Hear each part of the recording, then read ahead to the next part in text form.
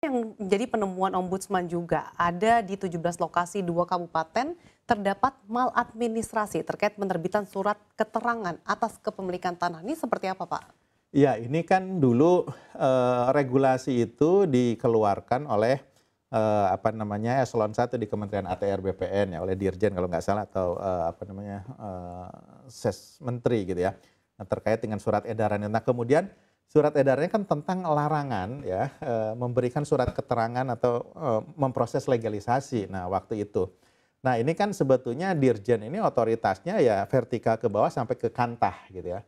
Nah, tapi ini masuk ke level pemerintah daerah juga. Nah, yang mengeluarkan surat keterangan kan sebagai pengantar ya, pelengkap warkah lah ya gitu di warga itu kan ada desa, ada kecamatan gitu kan. Nah, ketika diproses, nah mereka juga nggak boleh mengeluarkan ini gitu. Jadi di kami ya banyak laporan, oh kami datang ke kecamatan dihentikan pelayanan untuk mengeluarkan ini. Desa juga nggak memberikan, kecamatan juga nggak memberikan, apalagi ke Kantah. Ya itu 17 lokasi itu yang kami temukan. Tapi itu sebetulnya dengan tindakan korektif yang kapan hari disampaikan oleh Ombudsman, baik ke ATR BPN, ke OIKN ya maupun ke pemerintah daerah, sudah ditindaklanjuti semua. Oke, Nah, jadi cuma artinya sekarang sejauh ini sudah ditindaklanjuti ya, Pak ya? ya sudah ditindaklanjuti dan pelayanan legalisasi tanah sudah jalan. Nah, yang jadi problem sekarang adalah mereka yang diakui tanahnya ini kemudian mau dibeli kan. Nah, cara membelinya dibeli paksa kah atau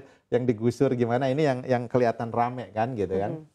Nah, ini yang jadi problem terutama ya mungkin berangkatnya dari ini sih. Pertama mungkin dari harga ya yang memang dalam tanda petik ya mungkin tidak sesuai untuk masyarakat. Artinya gini, bisa saja appraisal untuk sebuah proyek kan menilai ya di sana tanah ini harganya sekian-sekian dibanding dengan mungkin di sekitarnya ya, Balikpapan dan sebagainya karena kawasan hutan. Bisa jadi lebih rendah gitu.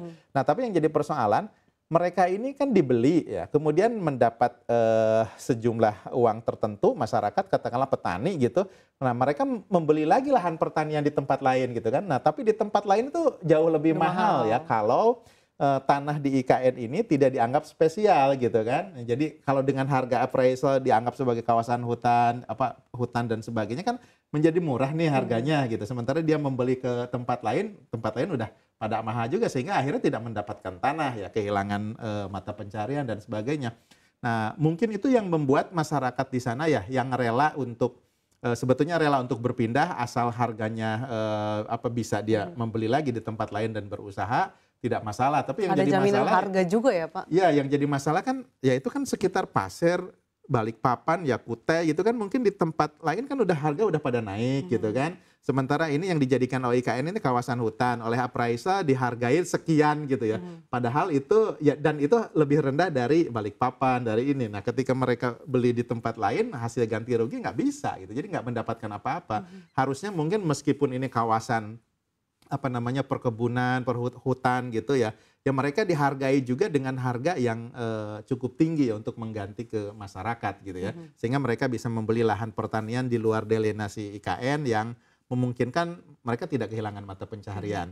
Tapi di luar itu ya kita kan memandang tanah itu ya semata-mata aspek ekonomi gitu ya. Sumber mata pencaharian padahal bukan hanya itu. Masyarakat, terutama masyarakat adat banyak yang menolak karena mereka melihat tanah mereka bukan semata-mata sumber ekonomi ya, tetapi juga ada aspek historis, kesejarahan, ikatan-ikatan yang nggak bisa diputus dengan hal yang sifatnya ekonomi saja gitu. Nah, inilah yang harus diperhatikan oleh pemerintah bagaimana menata khususnya masyarakat adat yang keterikatan mereka atas tanahnya bukan hanya keterikatan ekonomi semata gitu ya, tapi historis dan sebagainya gitu. Nah, terkait dengan keterikatan masyarakat adat yang menjadi sorotan juga adalah terkait dengan adanya penolakan gitu atau sengketa lahan masyarakat adat, masyarakat sipil KMS yang menolak terkait dengan pengusiran paksa masyarakat lokal. Nah, ini seperti apa penemuan dari Ombudsman? Ya, ini teman-teman ya masyarakat ini sebetulnya ya di media ya sudah rame tapi belum mengadu resmi ke Ombudsman sebetulnya. Saya udah ngecek Belum aduan resmi sejauh ini ya? belum ada aduan resmi ke kantor perwakilan Ombudsman Republik Indonesia di Kaltim sana ya, baik yang ya di Balikpapan maupun di Samarinda karena kita punya 2 kantor. Cuma memang di pemberitaan mereka sudah menyampaikan agar ombudsman turun tangan, Komnas HAM turun tangan dan sebagainya. Tapi ya ombudsman kan kita menunggu laporan masyarakat ya, menunggu aduan masyarakat ya. Adapun kita melakukan investigasi atas prakarsa sendiri seperti kasus yang sebelumnya itu ya memang kita melakukan investigasi atas prakarsa sendiri ya, tapi bagaimanapun dasarnya paling tidak ada aduan 1-2 yang masuk dan kita anggap wah ini akan menjadi persoalan yang massal baru bisa masuk. Oke, jadi sejauh ini memang Ombudsman masih menunggu pengaduan secara resmi ya. Ya, Nah, betul. terkait dengan yang sudah dilaksanakan sejauh ini, seperti apa evaluasi dari Ombudsman terkait dengan pembebasan lahan di lahan IKN?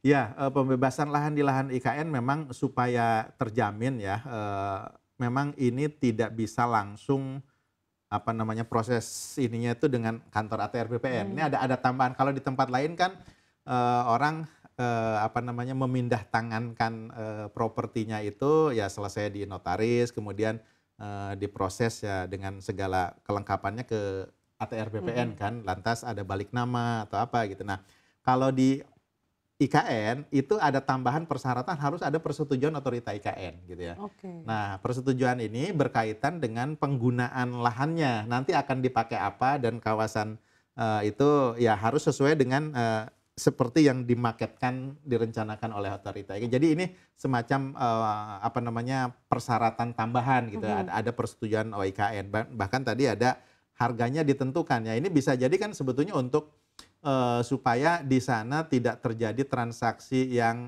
spekulatif gitu ya. Orang hanya membeli ya untuk investasi, ya hanya untuk di ini aja tabungan. Tapi dikhawatirkan akan ada permainan gitu nggak Pak nantinya? Nah justru itu kan dengan adanya apa namanya syarat IKN ini ya, persetujuan IKN ini supaya tidak ada permainan nih segera dibentuk gitu ya. Tidak menjadi tanah yang terlantar dan sebagainya. Tapi itu harus ketat gitu ya karena di pengalaman di Batam kapan hari ya ada upaya terbengkalai seperti itu. Kemudian ketegasan untuk ya misalkan ditarik kembali gitu ya ininya izinnya segala macam juga tidak begitu masif gitu ya ininya ya penegakan hukumnya gitu. Butuh ketegasan dan juga pengawasan yang baik ya Pak ke depannya. Ya, betul.